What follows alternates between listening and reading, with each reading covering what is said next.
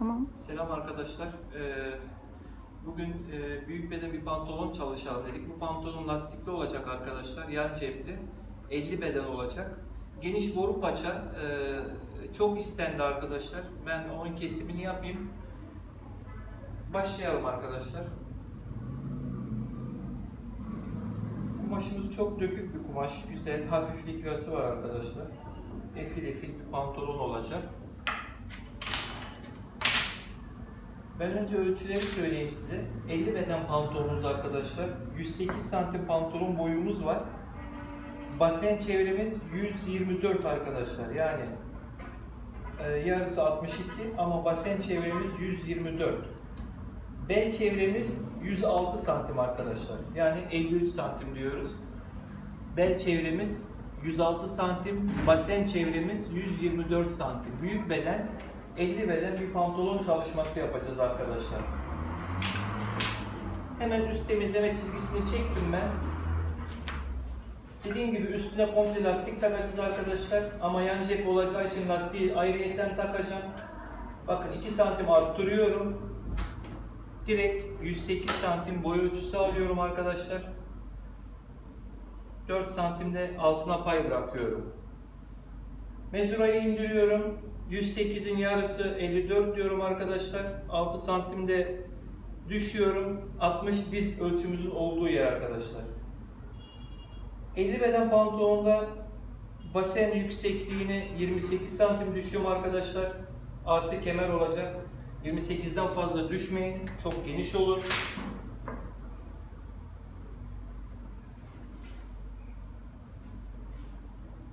Basen yerimizi çizdim. Dizi çizdim. Şimdi boyu çiziyorum arkadaşlar. Hemen yan kenardan 1 santim işaretliyorum. Dediğim gibi basen çevrem 124 arkadaşlar. Yarısı 62. Onun yarısı 31 santim. Bakın direkt 31 santim veriyorum arkadaşlar. Sonra 4 santim ön oyuntu payı veriyorum. Değişmeyen arkadaşlar. Ve sonra direkt 35 oluyor. Direkt yarısını buluyorum. 17,5 arkadaşlar. Bakın. 17,5 benim kumaşımın orta çizgisi. Yani temiz çizgisi arkadaşlar. Biz buna ütü çizgisi deriz. Normal kumaş pantolonlarda ütünün geçtiği çizgidir arkadaşlar bu çizgi. Ama pratik kesiminde temelidir bu.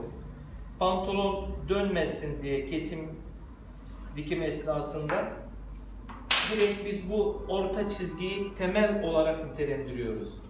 Şimdi diz kısmını 34 santim yapıyorum. Paça kısmını da 34 santim yapıyorum. Çok geniş boru bir şeklinde inecek arkadaşlar. 34'ün yarısı 17. Verdiğim ütü çizgisine 17'yi veriyorum arkadaşlar. Ve 34'ümü çiziyorum. Paçayı da aynı şekilde gene 17 santim orta çizgiye veriyorum. Ve 34 santimimi çiziyorum arkadaşlar. Dizden aşağıya düz cetvel kullanıyorum.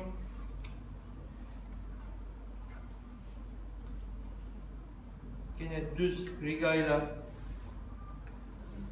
çizimi yapıyorum. Normalde pantolonlarda eğri riga kullanıyoruz arkadaşlar. Ama dümdüz basenden sonra boru kesim olduğu için kullanmamıza gerek yok. Direkt düz kullanabiliyoruz arkadaşlar.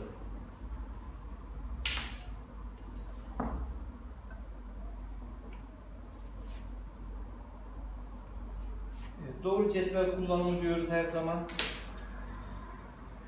Ve basen çizgimizi direkt düz çıkıyorum arkadaşlar. Lastikli olacak, yani şöyle anlatayım. Kumaş likra olduğu için arkadaşlar bakın. Toplamda 31 gelen ölçüyü en üstte 28 santime kadar düşürebiliriz. Bakın 28 santime. Sebebine gelince esniyor. Problem değil. Yani basenler rahatlıkla hani giydiğimiz zaman rahatlıkla girip çıkabilir. Problem değil arkadaşlar.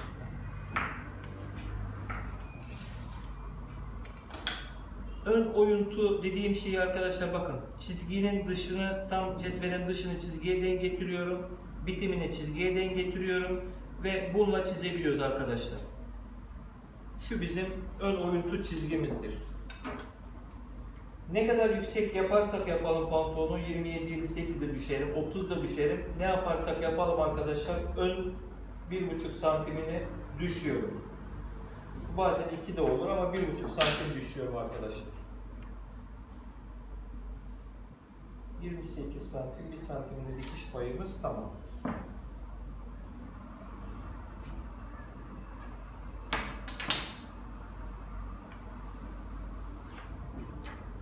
Kesimimizi yaptım. Cep için arkadaşlar yandan kestiğimiz ölçüyü 7 santim baz alalım ve cebin üst dikişinden, keseceğim son dikişinden büyük beden olduğu için 17 santim baz alalım. Sonra cebimizi çizelim arkadaşlar. Cebimiz de tamam. Düz boru şeklinde efil efil yazın kullanabileceğiniz bir pantolon kesimi. Hemen üstünü kesiyorum arkadaşlar. Bakın mesajlarda hep paça dönme diyor hocam diyor. Paçayı vuruyoruz diyor, paçalar dönüyor. Kalıpla da çalıştığımız zaman diyor. Ne yaparız? Arkadaşlar kumaşın orta çizgisini aldığınız zaman ve diz ve paçayı eşit olarak düz çıkarttığınız zaman pantolonun paçalarında dönme olmaz. Yani bugüne kadar yıllarca çalıştım, olmadı. Olmaz arkadaşlar.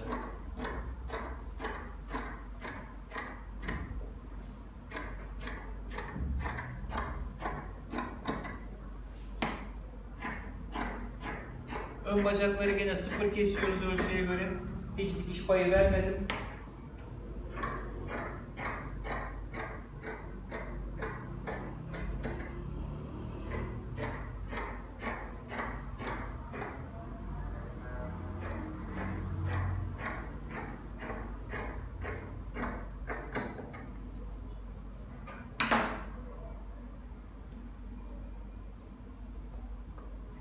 Kavradım arkadaşlar.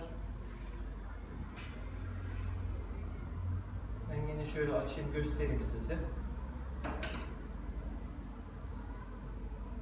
Bizim pantolonumuz yan cepli. Basenden sonra düz indirdik arkadaşlar. Geniş 34 santim 34 santim efil efil bir pantolon olacak. Hemen kumaşımızı çeviriyorum.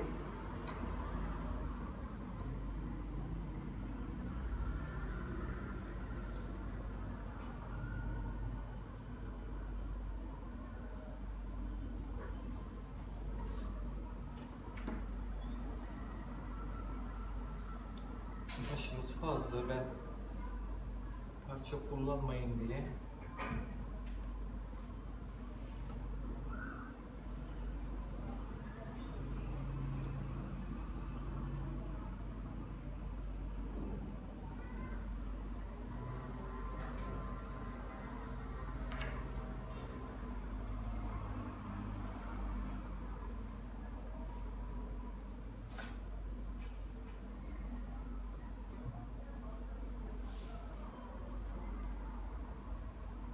normalde bir yerden çıkar arkadaşlar. Bacak arasına ufak bir ek yapmam gerekir. Ama video çekimi olduğu için ben sizin açınızdan kafanız karışmasın diye ek yapmayacağım. Direkt kaydırıyorum kumaşı. Üstten yükseklik vereceğim için aynı şekilde arttırıyorum. Yanlardan ve bacak arasından 2'şer santim dikiş payı vereceğim için ona göre kumaş yerleştirmesi yapıyorum arkadaşlar.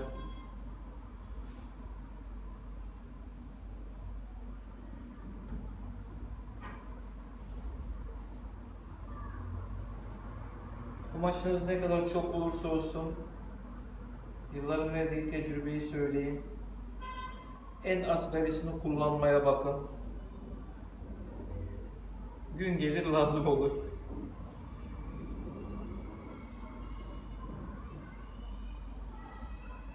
Bugün sesim iyi çıkıyor inşallah, biraz fazla yüksek sesle konuşmaya çalışıyorum.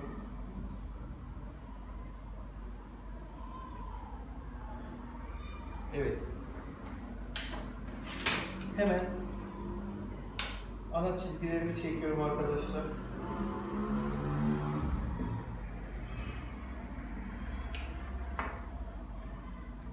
Önce düz ana çizgilerimi çekiyorum. Ondan sonra orta çizgiden bacak arasındaki arka oyuntuya doğru 1 santim, 1,5 santim düşüyorum arkadaşlar. Sebebini birazdan anlatacağım. Bu da dizimizin olduğu bölge.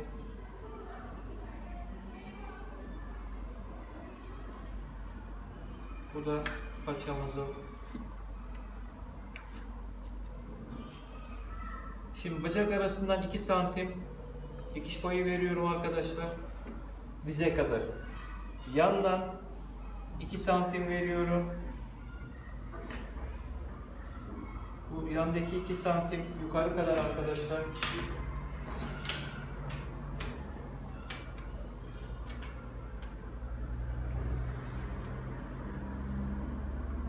Santimi veriyorum. Arka yüksekliği 4 santim veriyorum. Lastikli olduğu için direkt ön yaptığım kesimin aynısını çöküyorum arkadaşlar. Yani bel ölçüsünü kullanmıyoruz. Burada hata yapmıyoruz. Çünkü lastikli kesim. Hemen hemen basen ölçümüze göre bel kesmemiz lazım arkadaşlar.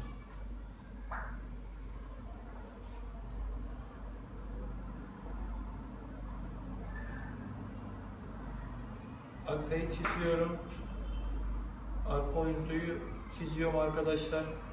Şimdi arka oyuntuyu ne kadar arttıracağımıza bakıyoruz. Basen çevremiz 124 demiştik. Yarısı 62. Onun yarısı 31'di arkadaşlar. Bakın 31. Ve 31'in bittiği yerden 15 santimi baz alıyorum. Yani 15,5 ama ekran olduğu için önemli değil. 15'i baz alıyorum arkadaşlar.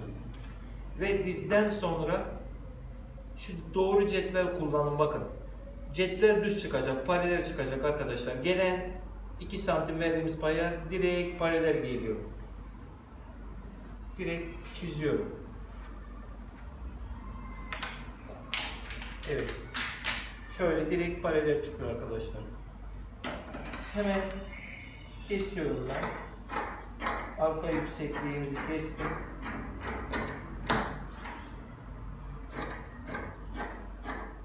Yan paylarımızı kesiyorum. Kumaşı ince olduğundan kendi kumaşından cep çalışması yapabiliriz arkadaşlar.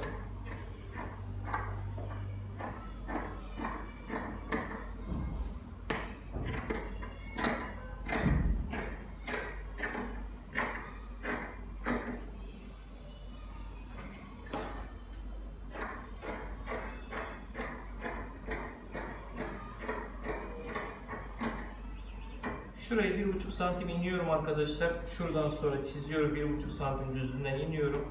Onun açıklamasını yapacağım ben şimdi size.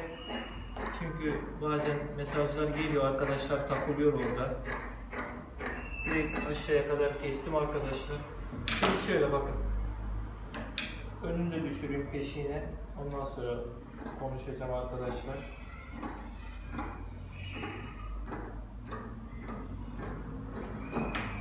Önce düşürdüm.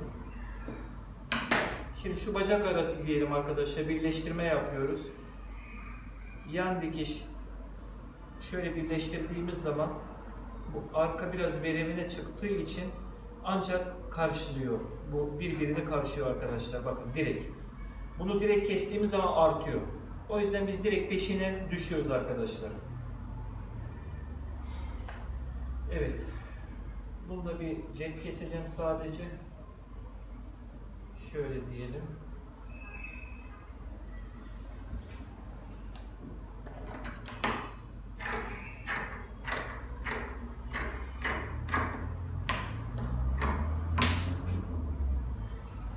Arkadaşlar 27 santim kesin ya da 28 yapabiliriz. Hani biraz beden büyük olduğu için. 17 santimden fazla kesmeyin elini.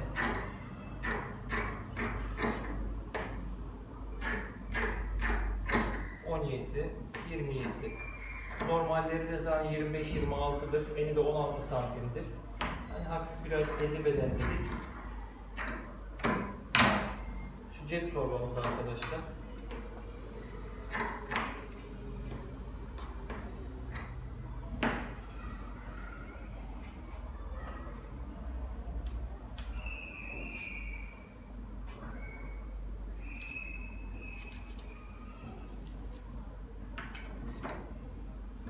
Lastikli olacağı için iki tarafı aynı esniyor. Ben boyuna kesiyorum kemerini.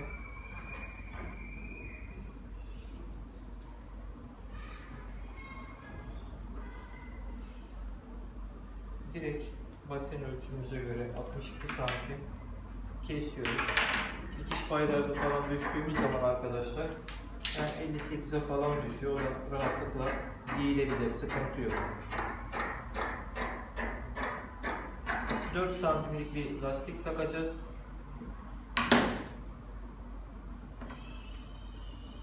Kısmet olursa dikim aşamasını göstereceğim ama dikim videoları çok birikti arkadaşlar. Yetişmeye çalışacağım. Evet, şu kemerimiz arkadaşlar. Evet, artan kumaşı kaldırdım.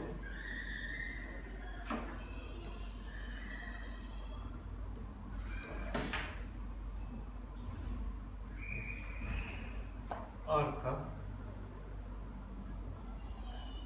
ön, bu da kemerimiz arkadaşlar. Bu da cep torbamız. Başka bir şeye ihtiyacımız yok arkadaşlar. Evet, bugün kesimimizde bu kadar. Bir dahaki kesime kadar görüşmek üzere arkadaşlar. İyi günler.